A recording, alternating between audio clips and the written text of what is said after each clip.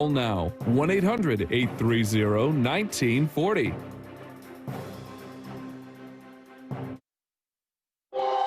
If you're a business leader, a nonprofit leader, a state or local leader who has been waiting for full FDA approval to require vaccinations, I call on you now to do that. Require it.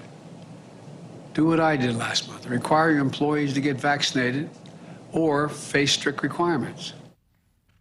That's President Biden today calling on private businesses to move faster on requiring vaccines for workers. This comes just after the FDA this morning formally announced that the Pfizer COVID vaccine was approved, opening the door for the government to crack down on the unvaccinated.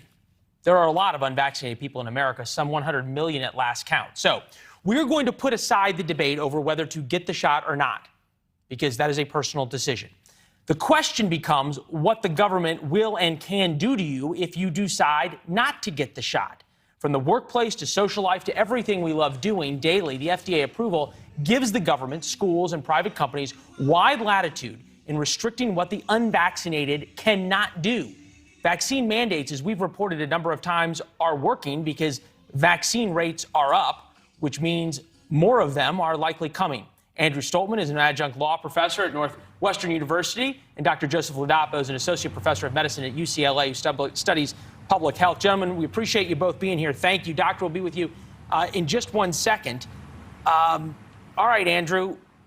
FDA approval means that now the government can take away how many personal freedoms? Virtually everything. It surprises people, but we have Supreme Court law going all the way back to 1905 that gives the state governments virtually unfettered discretion to do anything except coming into your house and requiring you to get a vaccine. But they can do stuff like fine people. They can do stuff like require the military, students, everyone else get vaccinated. And I think that's what we're going to see going forward. And just the fact that the FDA now has officially approved it changes the whole dynamic. I don't even know if it changes the whole dynamic. I think it gives a little more cover to the federal government to be able to say, look, we're going to require you to get vaccinated because now it's approved. But they've always had this power going all the way back to 1905. It's a lot easier to do it, as you point out, once it's been approved. Dr. LADAPO, you study these things in public health. As you've looked back in history, and perhaps even over the past couple of months as we've seen this, do having mandates encourage the anti-vaxxers to get vaccinated, or do they just dig their heels in more? Yeah, I think we're actually going to see both. We're going to see people who feel that, hey, it's just not worth the trouble. This is becoming too difficult and too costly to avoid the vaccine. And we're going to see people, because we're Americans, and this is part of the, it's part of the tradition and the roots of this country, who are definitely going to dig their heels in more. So they dig their heels in more, Andrew. The federal government is terrible at almost everything. The DMV is awful at its job. The federal government is not set up for some massive vaccine passport. How do you enforce something like this? Well, enforcement is hard, but at the end of the day, it really comes down to the people, right? We have 15% of people out there right now who don't wear seatbelts. We got 14% of people who smoke. So at some point, the federal government can only do so much. They can't go into somebody's house, right? They can't do that. They got to try to convince these people to do it. They're never going to get everybody to do it, but they got to give the incentives to try to get these people who are ignoring all medical science to go in and get vaccinated. Yeah, we're actually trying to get a congressman on who proposed a bill that would require vaccines on every commercial airline flight. Dr. LADAPO, we hear Andrew here talking about 15%. Conversely, is 85% of America vaccinated enough to end COVID? I think two things. One thing is that the idea of ending COVID has always been the flaw in our health policy approach.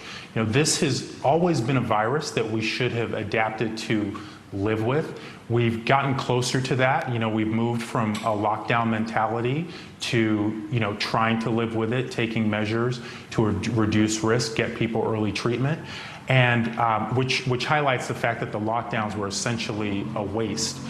The other thing that's important here that's really actually very critical to the issue of these mandates and is being ignored is the fact that we have more data now that shows that there's been declining effectiveness of these vaccines.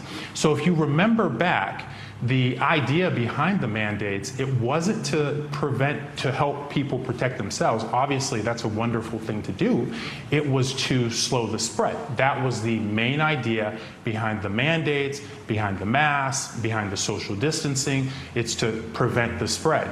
So we have data now that very clearly shows, and is not being discussed about in discussions about mandates, that, it turns out that yes, so far the vaccines do reduce the risks of infection, but that protection is waning. So this goal of preventing the spread is getting further and further in the future. So the idea that we should be trying to eliminate COVID and the vaccines are going to get us there, it's just not supported by the evidence that's available right now. COVID zero is hard to find. This sort of comes back in a lot of ways, and you've talked about this a number of times on the show, Doctor, about messaging and optics. This past weekend, Mayor de Blasio in New York City held what they called a massive comeback concert amid the Delta surge. Did not exactly go as planned because it got rained out. And then the mayor of New York, who has been Mr. COVID, Mr. Lockdown, Mr. Vaccine mandates, said this. Move to somewhere indoors briefly, nearby.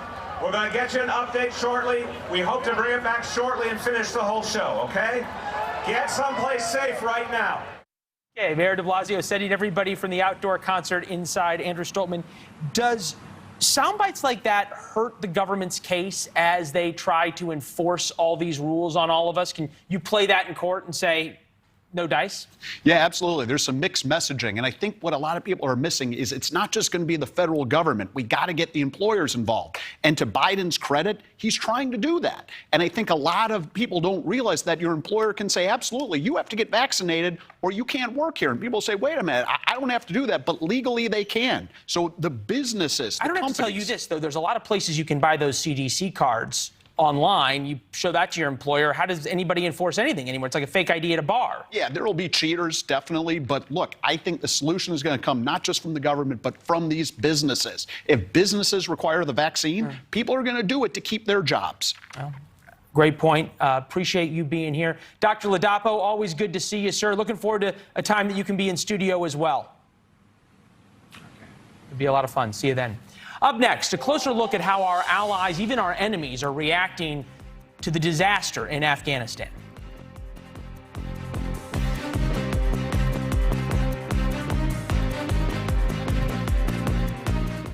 Ashley and the military saved a translator from the Taliban tonight on Banfield. They always loved you, sunshine.